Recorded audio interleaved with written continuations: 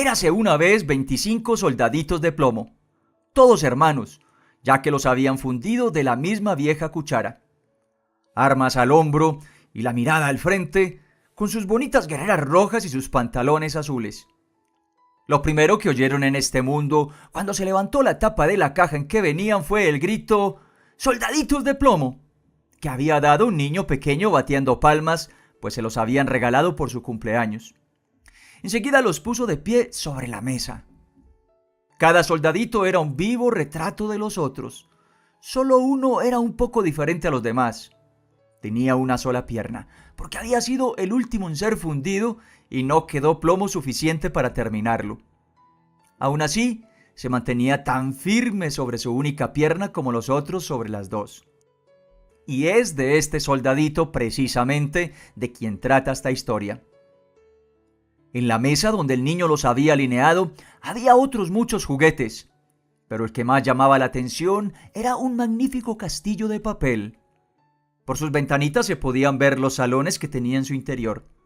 Afuera había unos arbolitos que rodeaban a un pequeño espejo que simulaba un lago en el que se reflejaban y nadaban unos blancos cisnes de cera. El conjunto resultaba muy hermoso, pero lo más precioso de todo era, sin embargo, una damita que estaba de pie a la puerta del castillo. Era también de papel recortado, pero llevaba un traje de la más fina muselina con una estrecha cinta azul sobre los hombros, como si fuera una banda, en la que lucía una brillante lentejuela tan grande como su cara. La damita extendía los brazos en alto, pues era una bailarina, y levantaba tanto una de sus piernas que el soldadito de plomo no podía vérsela y creyó que solo tenía una, como él. «Esta es la mujer que podría ser mi esposa», pensó, «pero es muy distinguida y vive en un castillo. Yo, en cambio, solo tengo una caja de cartón donde somos 25.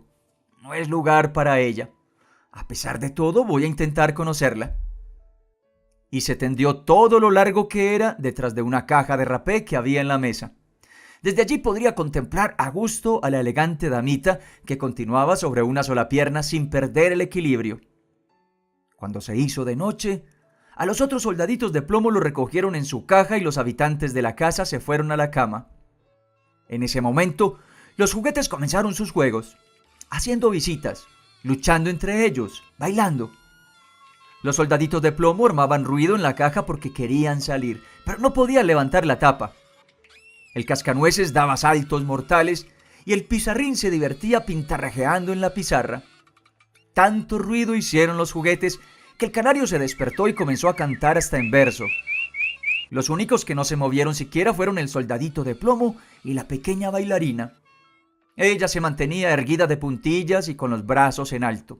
Él seguía igualmente firme sobre su única pierna y sin apartar un solo instante de ella sus ojos. Cuando el reloj dio las 12, ¡zas!, se abrió la tapa de la caja de rapé. Pero, ¿piensan ustedes que había tabaco en ella? Ni mucho menos. Lo que allí había era un duende negro, porque se trataba de una caja de bromas. «Soldadito de plomo», gritó el duende, «¿quieres dejar de mirar lo que no te importa?». Pero el soldadito de plomo se hizo el sordo. «Está bien, ya verás mañana», dijo el duende. Al día siguiente, cuando los niños se levantaron, alguien había puesto el soldadito de plomo en la ventana. Y bien fuese el duende, bien una corriente de aire, el caso es que la ventana se abrió de golpe y el soldadito se precipitó de cabeza desde el tercer piso. Fue una caída terrible. Quedó con la pierna en alto, apoyado sobre el casco y con la bayoneta clavada en los adoquines. La criada y el niño bajaron apresuradamente a buscarlo, pero aunque estuvieron a punto de pisarlo, no lo pudieron encontrar. Si el soldadito de plomo hubiera gritado «¡Aquí estoy!», seguro que lo habrían visto, pero él creyó que no estaba bien dar gritos yendo de uniforme. Entonces empezó a llover, y cada vez lo hacía con más fuerza hasta que se convirtió en un aguacero torrencial. Cuando escampó, pasaron dos muchachos por la calle. «Mira», dijo uno, «un soldadito de plomo, vamos a darle un paseo en barca». E hicieron un barco con un periódico.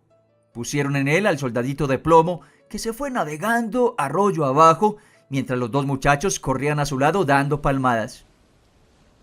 ¡Santo cielo! ¡Qué olas las del arroyo y qué corriente! Desde luego que había llovido con ganas. El barquito de papel saltaba arriba y abajo y a veces giraba con tanta rapidez que el soldadito de plomo sentía vértigos. Pero se mantenía firme, sin inmutarse, vista al frente y el fusil al hombro. De pronto, una boca de alcantarilla, tan oscura como su propia caja de cartón, se tragó al barquichuelo. ¿A dónde iré a parar?, pensó el soldadito. Apostaría que el duende es el culpable. Si al menos la pequeña bailarina estuviera conmigo en el barco, no me importaría que fuese aún más oscuro. Al punto apareció una enorme rata de agua que vivía en la alcantarilla. ¿Tienes el pasaporte?, preguntó la rata. A ver el pasaporte. Pero el soldadito de plomo no contestó y apretó su fusil con más fuerza que nunca. El barco se deslizaba vertiginosamente, seguido de cerca por la rata. ¡Uy! ¡Cómo rechinaban los dientes y chillaba el asqueroso animal! ¡Deténganlo! ¡Deténganlo! ¡No ha pagado el peaje! ¡No ha enseñado el pasaporte! Pero la corriente se hacía cada vez más rápida y el soldadito de plomo podía ya percibir la luz del día al fondo del túnel.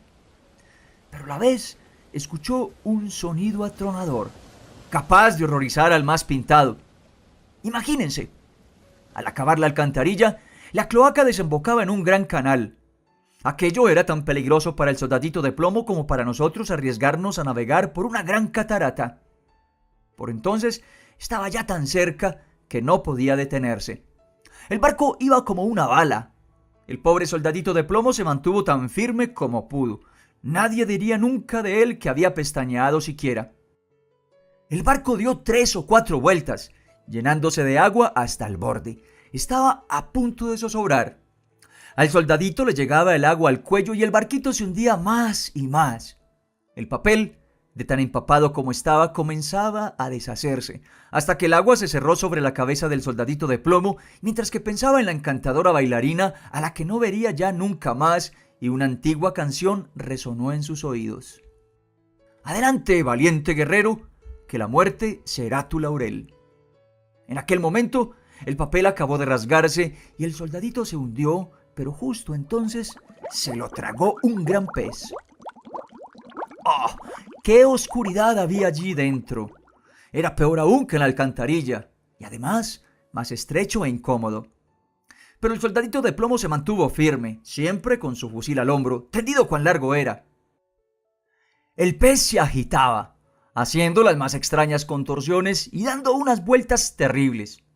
Por fin se quedó quieto y cruzó por él como un rayo de luz. La luz brillaba mucho y alguien gritó: ¡Un soldadito de plomo! El pez había sido pescado, llevado al mercado y vendido, y se encontraba ahora en la cocina, donde la sirvienta lo había abierto con un gran cuchillo.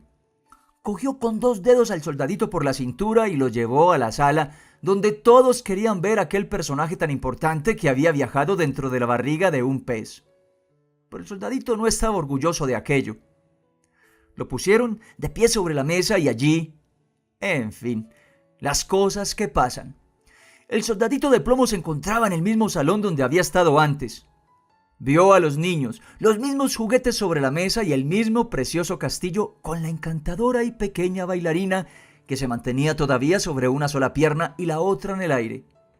Ella había estado tan firme como él.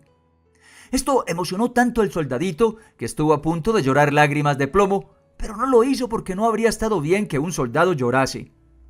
Se contentó con mirarla y ella le miró también, pero nada se dijeron. En esto, uno de los niños cogió al soldadito de plomo y lo arrojó a la chimenea. No tuvo motivo alguno para hacerlo.